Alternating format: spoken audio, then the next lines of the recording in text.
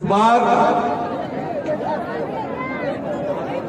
उत्तर प्रदेश में जो चुनाव होने जा रहे हैं, इसके लिए कमर कस लीजिए। इस बार हम सबको दो मोर्चों पे चुनाव लड़ना है। पहला मोर्चा कि हम सबको भारतीय जनता पार्टी की सरकार को उत्तर प्रदेश के तख्त से नीचे उतारना है। और दूसरा जो लड़ाई हमारी है वो ये है कि हिंदुस्तान में आज तक जो सभी स्टेटों में मुसलमानों से वोट लेने के बाद फिर हक तलफी की गई है, इन तमाम सेकुलर पार्टियों से मुसलमानों के हक को हमें छीनना भी है। और यह हक हम इन तमाम पार्टियों से छीनेंगे और छीनने के बाद उत्तर प्रदेश में इस बार बिना मजलिस इत्तेहादुल मुस्लिमीन के कोई भी सरकार नहीं बनने देंगे। ये हमारा ये वचन भी है, ये वादा भी है।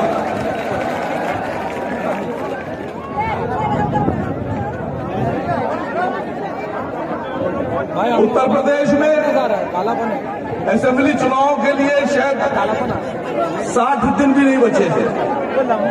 60 दिन के बाद हम सब इस उत्तर प्रदेश में चुनाव में उतर जाएंगे।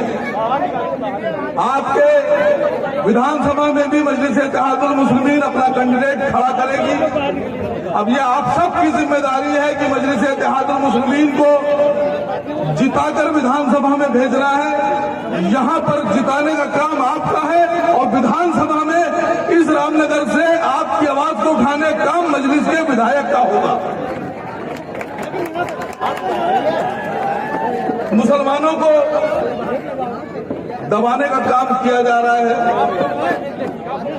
इस वक्त जो केंद्र में सरकार है, उत्तर प्रदेश में सरकार है, वो मुसलमानों को चारे की तरह इस्तेमाल करके हिंदू वोटों को लुभाकर हिंदुस्तान में और उत्तर प्रदेश में हुकूमत करना चाहती है।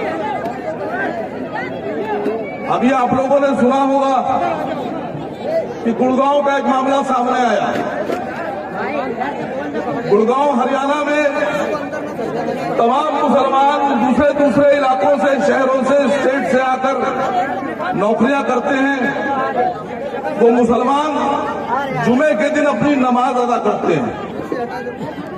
हरियाणा में बहुत सी ऐसी मस्जिदें हैं जो वक्फ की हैं और जिनके ऊपर लोगों ने कब्जा कर रखा है, जिन पर सरकार का भी कब्जा है, लेकिन उन मस्जिदों को खोला नहीं जाता। मुसलमानों ने एक पार्क में अपनी जमात बनाकर नमाज पढ़ने का काम शुरू किया। उसके लिए उन्होंने सरकार से परमिशन ली, पुलिस ने उन्हें परमिशन दी और वो सुकून से अपनी नमाज पढ़ रहे थे। लेकिन कुछ सांप्रदायिक लोग जो सरकार से समर्थन लेकर काम कर रहे हैं, उनमें से कुछ लोगों ने मुसलमानों की नमाज पर आपत्ति दर्ज कराई और उसके बाद में वो उस जगह पे पहुंच गए और मुसलमानों को नमाज नहीं पढ़ने दी। लेकिन आपको एक बात बताना चाहता हूं कि आज मुसलमानों की नमाज को लेकर जो लोग खड़े हो रहे हैं कि नहीं पढ़ने देंगे, इनसे डरने की जरूरत नहीं है। इनकी मानसिकता को पहचानने की जरूरत है। ये वो लोग हैं कि जब हिंदुस्तान में मुसलमान नहीं थे, हिंदुस्तान में मुसलमान नहीं आए थे, उस वक्त ये वो लोग दलित भाइयों को सड़क पर नहीं चलने देते थे। ये वो लोग हैं जो हिंदुस्तान के जो असली नागरिक हमारे दलित भाई हैं, उनको ये खेत में काम कराते थे, अनाज उगाते थे, लेकिन उनको अनाज खाने का हक नहीं देते थे। ये वो लोग हैं जो दलितों को सड़क पर जब चलते थे तो सड़क खोदते थे, मंदिर में दलितों को पूजा नहीं करने देते थे, कुएं पर दलितों को पानी नहीं भरने देते थे। ये वो लोग हैं जिन्होंने आज से पहले, मुसलमानों से पहले दलितों पर भी जुल्म किया था। ये दरअसल अपनी सरकार बनाना चाहते हैं।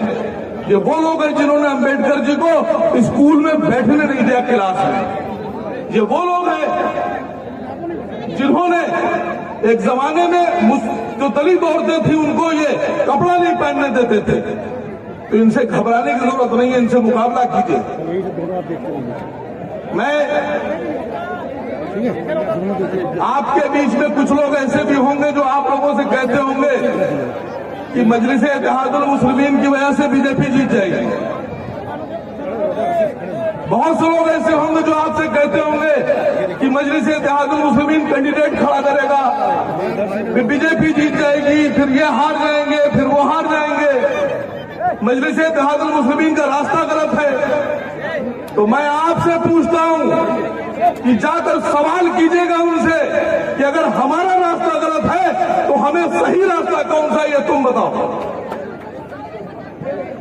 जमहूरियत में जो चुनाव होते हैं यही सही रास्ता है।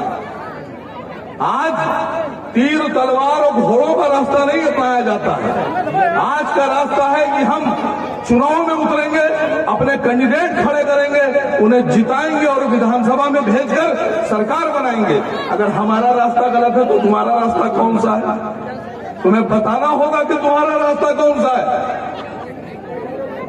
हम अगर अपने हक की बात करते हैं, अपने लोगों की बात करते हैं, अपनी सरकार की बात करते हैं, अपने मुख्यमंत्री की बात करते हैं, अपने डिप्टी सीएम की बात करते हैं, अपने प्रधानमंत्री की बात करते हैं, तो हम बीजेपी के एजेंट कहलाते हैं।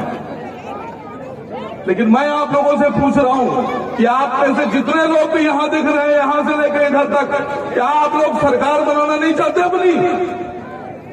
कितने लोग सरकार बनाना चाहते हैं? कितने लोग ये चाहते हैं कि आप मुख्यमंत्री बने? अगर आप सब ये चाहते हैं कि सरकार बने आपकी, आप सब ये चाहते हैं कि मुख्यमंत्री बने आपका, तो आपको वोट देना होगा, आपको अपने लोगों को जिताना होगा। जिताएंगे आप? इस बार वोट भी हमारा, सरकार भी हमारी। अभी तक क्या होता था? वोट हमारा, सरकार तुम्हारी। अभी तक क्या करते थे? कैंडिडेट उन्होंने दिया, हमसे वोट लिया, और जब सरकार की बात आई तो खुद मुख्यमंत्री बने, अपने लोगों को बनाया, अपने घर के लोगों को बनाया। इस बार ये चलने वाला नहीं है दोस्तों, इस बार ये होने वाला नहीं है। इस बार वोट भी हमारा होगा, कैंडिडेट भी हमारा होगा, मुख्यमंत्री और डिप्टी सीएम भी हमारा होगा। बनाएंगे इंशाअल्लाह। इस बार ये तमाम लोग, चाहे वो समाजवादी पार्टी के लोग हों, चाहे बहुजन समाज पार्टी के लोग हों, चाहे कांग्रेस पार्टी के लोग हों, चाहे भारतीय जनता पार्टी के लोग हों, इन सबको अब किसी ये समझ में आना चाहिए कि मुसलमान अब चारा नहीं है, मुसलमान अब इस्तेमाल होने वाला नहीं है। 70 साल तक आपने मुसलमानों को इस्तेमाल किया, लेकिन अब मुसलमान जाग गया है और मुसलमान को यह पता है कि सत्ता क्या होती है और ताकत क्या होती है। आपको पता है मुख्यमंत्री की ताकत। आप में से कितने लोग जानते हैं कि प्रधानमंत्री और मुख्यमंत्री की ताकत क्या होती है? मुख्यमंत्री की ताकत बता रहा हूं आपसे। आपको दूर रखा गया सत्ता से। त्रिपुरा में दंगा करते हैं, आसाम में दंगा करते हैं, दिल्ली में दंगा करते हैं, और दंगा करने के बाद अरविंद केजरीवाल साहब डर के मारे, दहशत में अपने ही नेता ताहिर हुसैन को जेल भेजते हैं।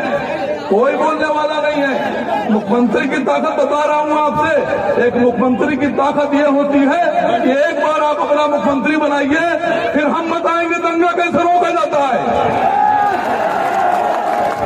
गिरबानों से पकड़कर दंगाइयों को जेल में ठूसा जाएगा, और कोई नाहक और मासूम ताहिर हुसैन को जेल नहीं भेजा जाएगा। यह है आपकी ताकत।